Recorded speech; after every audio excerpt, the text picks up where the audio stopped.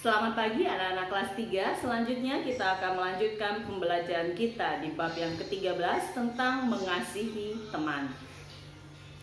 Sebelum kita belajar tentang materi kita selanjutnya, mari kita berdoa. Allah Bapa yang dalam kerajaan surga, terima kasih Bapa untuk hari ini kami boleh bersama-sama untuk belajar walaupun kami harus belajar di rumah. Tuhan tolong setiap kami boleh mempelajarinya dengan baik dan memahami setiap materi yang akan diberikan dan kami boleh mengetahuinya dengan baik. Terima kasih Tuhan, di dalam nama Tuhan Yesus kami berdoa dan mengucap syukur. Amin. Firman Tuhan yang akan melandasi pembelajaran kita pada hari ini tentang mengasihi teman, yaitu dari Amsal 17 ayat 17. Firman Tuhan dari Amsal 17 ayat 17. Beginilah bunyi firman Tuhan. Seorang sahabat menaruh kasih setiap waktu dan menjadi seorang saudara dalam kesukaran. Apakah kamu punya teman? Jika iya, bagaimana perasaanmu saat bermain dengannya? Apakah temanmu menyenangkan dan tidak egois dalam bermain? Atau sebaliknya? Materi kita di bab 13 ini tentang mengasihi teman. Kita belajar bagaimana menyayangi teman. Dalam menyayangi teman, kita berkorban untuk sahabat tidak hanya memerlukan ketulusan, tetapi juga keberanian. Mengasihi teman berarti peduli pada kebutuhan dan kepentingannya juga. Di dalam Alkitab kita juga bisa belajar bagaimana seorang sahabat yang rela berkorban demi sahabatnya, yaitu tertulis di dalam Injil Yohanes 15 ayat 13, menyebutkan tidak ada kasih yang lebih besar daripada kasih seorang yang memberikan nyawanya untuk sahabat-sahabatnya.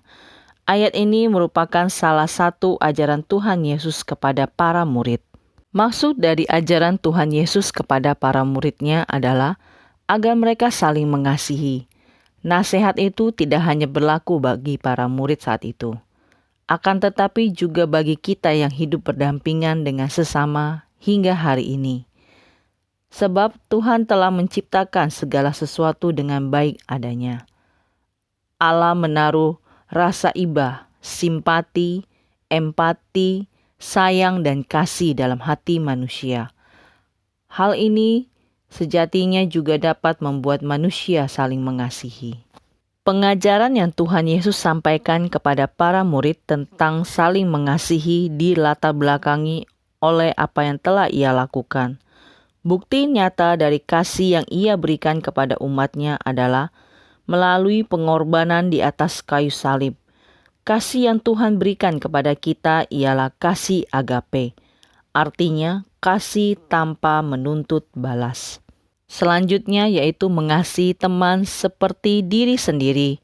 Kita bisa melihat dari kisah Alkitab tentang Daud dan Yonatan.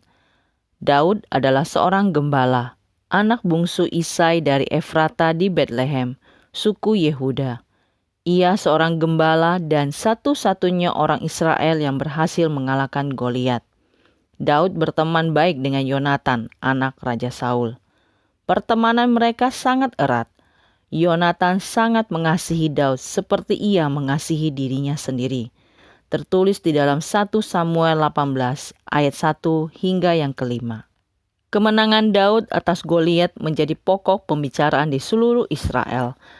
Bahkan mereka memuji-muji Daud atas keberaniannya. Saul merasa iri hati kepadanya karena rakyatnya lebih menyanjung Daud daripada dirinya. Raja Saul membenci Daud. Beberapa kali ia berusaha membunuh Daud, tetapi selalu gagal, sebab Allah melindungi Daud. Yonatan mengetahui rencana jahat yang akan dilakukan oleh sang ayah. Ia pun merasa khawatir akan keadaan sahabatnya, Daud. Pada waktu Saul hendak membunuh Daud, Yonatan memberitahu Daud agar segera melarikan diri dari kejaran Raja Saul. Hingga suatu hari Daud menjumpai Saul sedang tidur di sebuah gua. Daud punya kesempatan untuk membunuh Saul. Akan tetapi Daud tidak melakukannya. Daud mengasihi Saul dan ia takut akan Tuhan. Ia tidak ingin mengotori tangannya dengan darah seorang yang sudah diurapi oleh Tuhan. Daud juga tidak ingin menyakiti hati sahabatnya, yaitu Yonatan. Cerita Daud dan Yonatan mengajarkan kita tentang hubungan pertemanan yang erat antara dua anak laki-laki. Kamu juga dapat mengasihi teman-temanmu seperti Daud mengasihi Yonatan, dan Yonatan mengasihi Daud. Mengasihi teman dapat terwujud melalui sikap dan tindakan, dimulai dari hal sederhana dan mudah dilakukan. Sebab Tuhan telah terlebih dahulu mengasihi kita. Oleh karena itu, kita pun diajarkan untuk mengasihi sesama sebagai bentuk kasih dan kebaikan Tuhan. Selanjutnya, kita juga bisa belajar dari kisah Filemon dan Onesimus. Onesimus adalah hamba dari Filemon yang merupakan seorang umat Tuhan yang taat. Filemon juga seorang kaya raya. Hambanya Onesimus telah melakukan kesalahan dan melarikan diri dari Filemon. Onesimus dihukum dan masuk penjara. Di penjara ia bertemu dengan Paulus. Selama di dalam penjara, Paulus melayaninya, hingga akhirnya Onesimus pun bertobat. Onesimus menjadi rekan sepelayanan Paulus selama dalam penjara. Meskipun Paulus terbantu dalam kehadiran Onesimus, ia tetap meminta Onesimus untuk kembali kepada Filemon. Paulus pun menuliskan suratnya kepada Filemon. Surat ini menjadi salah satu kitab dalam Perjanjian Baru. Paulus meminta Filemon untuk menerima Onesimus kembali di rumahnya. Paulus menginginkan Filemon untuk menerima Onesimus lebih daripada seorang budak. Akan tetapi ia menginginkan Onesimus diterima sebagai saudara di dalam Tuhan. Filemon pun menerima Onesimus kembali di rumahnya sebagai seorang saudara. Mengasihi orang lain berarti juga mampu mengampuni kesalahan yang pernah dilakukannya. Kasih itu sendiri bisa ditunjukkan dengan cara peduli dan mau menerima orang lain sebagai ciptaan Tuhan yang mulia. Sekalipun Onesimus seorang budak dan telah melakukan kesalahan, Filemon mampu memaafkan dan memperlakukannya dengan baik. Itu semua dilakukan Filemon karena kasih dan kebaikan Tuhan. Ayat hafalan kita adalah dari Amsal 17 ayat 17.